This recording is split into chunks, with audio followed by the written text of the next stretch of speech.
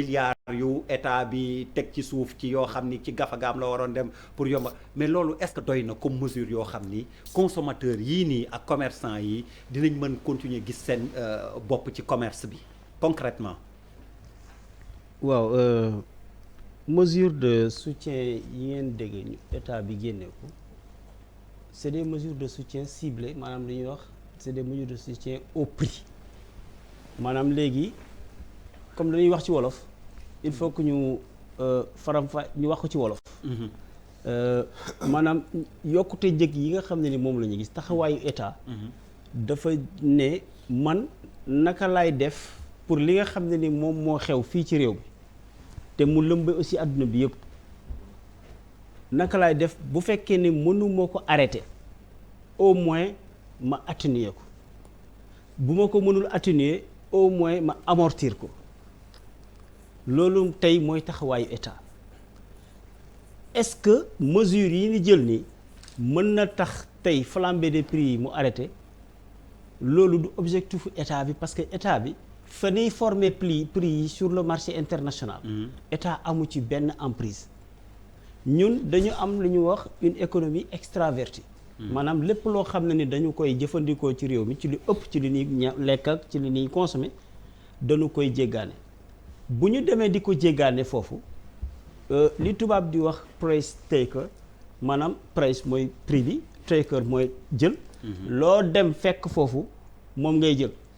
parce que ñun amuñu benn moyen pour dem modifier formation prix yi sur le marché international comme état nag léegi loolu noonu ñun mënuñu ci dara sur le marché international dañuy seet ñun ci suñu marché intérieur lan la ñu am comme moyen pour au moins mu bañ a am njeexital ci pouvoir d'achat des ménages loolu mooy position état loolu moo waral mesures yi ngeen gis c'est des mesures de soutien au prix yi nag dañ ko décliner xaw ma ndax dafa laaj ma dugg ci très rapidement rek dugg ci voilà c'est simple hein? c'est sur 4 produits yi nga xam ne ni moom la ñuy gën a consommer moom la ñuy wax produit de grande consommation boo jëlee suukar bi par exemple mesure de soutien bi ni jël mooy dañu suspendre la taxe complémentaire à l'importation parce que taxe boobu dañ ko doon teg pour protéger l'industrie locale bokk suukar bi ak lépp lu mënti jar ci marché international bi soo ko jëndee à moins de 399 000 francs la tonne on te met la valeur de référence de 399 000 la tonne appliqué la nag benn 10% moom la ñuy wax TCI de 10% bokkul ak droit de douane 20% bi ñëw yokk ci loolu état bi ne nag loolu yëpp dama koy jël ma dindi ko sucre bi benn mesure mu ngi noonu ce qui fait que tey suukar bi nit ñi di wër te duñ ko gis ci yenn gox yi suukar bi au moins dina disponible ñu ngi koy gis deuxième avantage bi mooy suukar bi ñu doon wër mu jaral la nga xam ne ni sax kii 575 francs lañ ko fixé moom la doon jar mu jaral la nga jël 700 francs jënd ko du fait malgré yokkute njëg yi ñu am sur le marché international ñu permettre ñu importer ko mu disponible et à un prix de 600 francs au détail xam nga loolu déjà impact baa ngi noonu boo xam ne ni détaillant kii bi consommateur bi dina ko sentir ci suukar bi mu ci ndax mesure boobu ñu jël ñaareel bi ñu jël li nga xamante ni mooy farine bi parce que farine bi en réalité blé bi ñuy importer blé bi moom la ñuy defaree farine waaw te farine ñëpp xam nañ ni moom la ñuy defaree mburu alors farine bi Charles Faye état bi depuis janvier 2021 ñun la ñu gis ni que farine bi fi mu commencé janvier 2021 240 € ak tendance yi ñu gis fii ba mois d'août wala septembre danañ àgg ci 280 wala 290 €. ñu ne kon nañu teel a commencé jël suñuy matukaay. janvier déjà état bi ne léegi xaaral bu ma wàññee ci TVA bi. parce que état ñaari levier la am côté boobu. soit nga ne damay wàññi sama droit de douane ou bien nga ne damay wàññi sama fiscalité intérieure. fiscalité intérieure bi TVA bi état bi ne nag léegi comme ci blé bi. droit de douane bi dafa faible 5% la naa wàññi. TVA bi 18% loolu. état bi jël ne 18% yi léegi damay wàññi 12. may jël 6%. à l'époque en janvier bi ñu ko defewoon bu ñu defuloon loolu farine bi da doon jóge ci 16500 bi muy jar dem ci 20000. mesure boobu ñu jël moo tax ñu stabiliser prix wu farine bi. ñu gis ne nag depuis janvier muy yokk 250 260 270 au mois de juin ñu ne nag foog ñu taxawaat xool à partir de juin la ñu commencé nag di travailler ak liggéey ak sunu naatangoo ministère des finances yi ne leen nag il faut que ñu xoolaat TVA wu farine bi parce que li ñu gisaat ni cours yi nu muy formé woo rapidement rek ma expliqué leen sur marché international lan mooy waral loolu c'est-à-dire récolte bu bees bu ñëwee dafay bëri ci marché bi dañuy yaakaar ni prix yi dafay wàcc ci farine ci blé bi maïs les produits pondéraux ceeb noonu la doon mës a demee sur le marché mondial ñu seet ni que nag non ren Russie indi na Argentine indi na France indi na ñëpp indi nañ seen récolte mais prix yi wàccu au contraire dafa continuer di yéeg lu tax fret parce que boo jëndee marchandise marché international bi waaw il faut nga def ko ci bateau pour mu mën a ñëw fii Sénégal oui bateau boobu déjà pour nga gis ko problème la lu tax parce que bi ñu confiné xam nga confiné mooy rester chez vous waaw mooy ci mbas mi Covid bi voilà pour mu leer waaw bu ñu confiné ñu ne leen toog leen seen kër ñii liggéey ci bateau yi dañuy toog seen kër ñi defar bare bateau moo bëreetul woon waaw pour ñu gàttal ak mu voilà même bateau bu amee sax waaw amul ñuy liggéey daal ci bateau yi ndax dañu toogoon waaw manutention bi yooyu yëpp dafa am incidence te ok un port international du ñaari bateau wala ñeent c'est un flux ininterrompu de bateau loolu mu jékki-jékki rek ralentir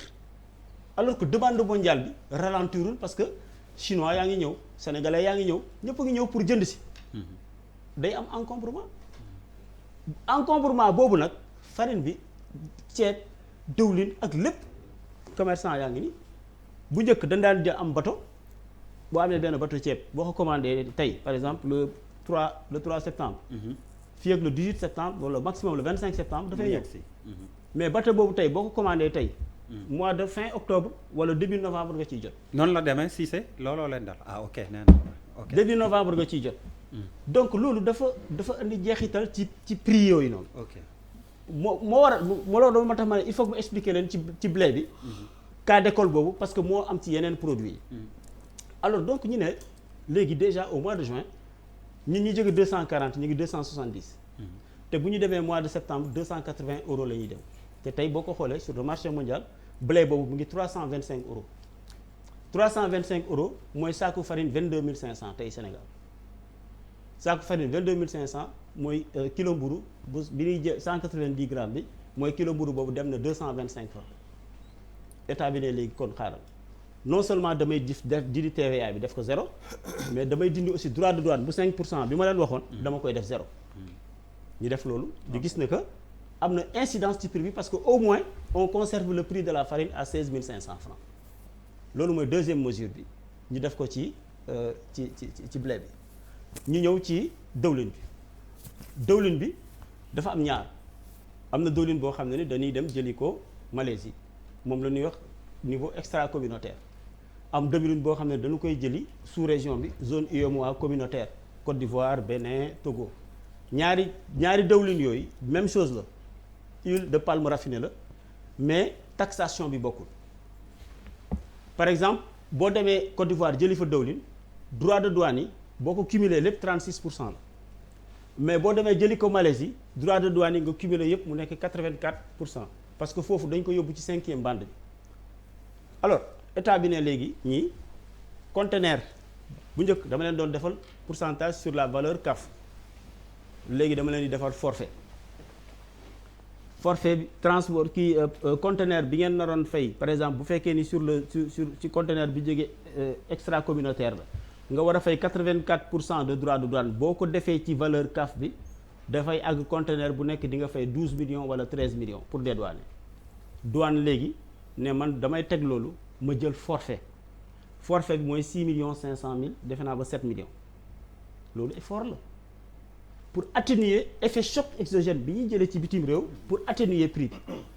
ñu ne loolu doyul am nañu ay industries yoo xam ne ni dañ leen di protéger pour ñoom seen production huile ñu mën a jaay ko ci biir réew bi c'est vrai sunu production phare ci dëwlin bi mooy huile d'arachide parce que Sonacos defar huile d'arachide lañ ko xamee mais parallèlement Sonacos dafa am capacité de raffinage. am na ñeneen ñaari usine Medoil ak Oléosen. ñoom tam dañu am capacité de raffinage. ñooñu li ñuy def mooy dañuy importer huile brute de soja wala huile brute de tournesol ñu raffiner ko reconditionner ko def ko ci ay sachet mooy dosette. yu ndaw yi waaw dosette yi ngeen di gis. mooy litre 1 litre yi ngeen di gis. ak 5 litres ak 20 litres. ñooñu ñu ne pour ñu mën a am compétitivité par rapport ak dëwlin biy jóge à l'étranger nañ leen wàññil ñoom seen droit de douane de 5% mu nekk une TAI moom la ñuy wax taxe d'ajustement à l'importation. taxe boobu Sénégal bu fekkee ni daf ko bëggoon a dindil moom noonu kese boppam du ko mën parce que taxation douanière bi dañ ko fixé au niveau communautaire. mais yow bu ñu ko fixé niveau communautaire ne ko 20% la pour ñun ñëpp communauté CEDEAO. yow am nga droit yow Sénégal. nga dem comité teg CEDEAO nga ne leen man sama 20% damaa bëgg ma renoncer ko sur une période de 3 6 ou 1 an. mooy taxe d'ajustement à l'importation. waa comité teg bu CEDEAO nangul ñu ko nañu kon Sénégal baax na kon yéen jël leen ngeen wàññi seen droit de douane bopp ci la ñuy jël 5% yi. léegi ñu wàññi ko ci huile brute raffinée huile brute yi ñuy importer comme ça ñetti sociétés yooyu mën a importer huile brute bi ci lu bëri raffiner ko ñoom Cissé yi balaa ñu doon dem bidon 20 litres bi di ko jëndi ba Malaisie mu leen di jaral $27 wala $28 ñu jënd ko fii ci Sénégal. nga xam ne ni boo ko calculer moo leen di gën a waaw parce que déjà xaalis bi devise bi day des ci biir. day des fii biir Sénégal. CFA la ñuy jëndee waaw. voilà et ensuite ñoom ça leur évite. les frais de manutention de transport parce que ñoom ils souffrent beaucoup ci biir port bi pour yenn frais de manutention yi donc yooyu yëpp boo ko agrégé dafay nekk gain te gain bi finalité bi lan la mooy que consommateur bi mu sentir ko ce qui fait que tey mesures yooyu yëpp ñu jël permettre nañu tey ci marché bi bidon dëwlin 20 litres bi nga xam ne dañ ko doon gis à 25 000 francs ñu koy jënd kii bi dañ koy prix bi dafay dem à 23 000 francs le bidon 1200 francs le litre. ma yem rek ci ñetti mesures yooyu parce que mënoon naa continuer exactement waa di développer. waaw comme ça ñeneen ñi xaw cee mos Cissé. ndax li mu wax nii ñun.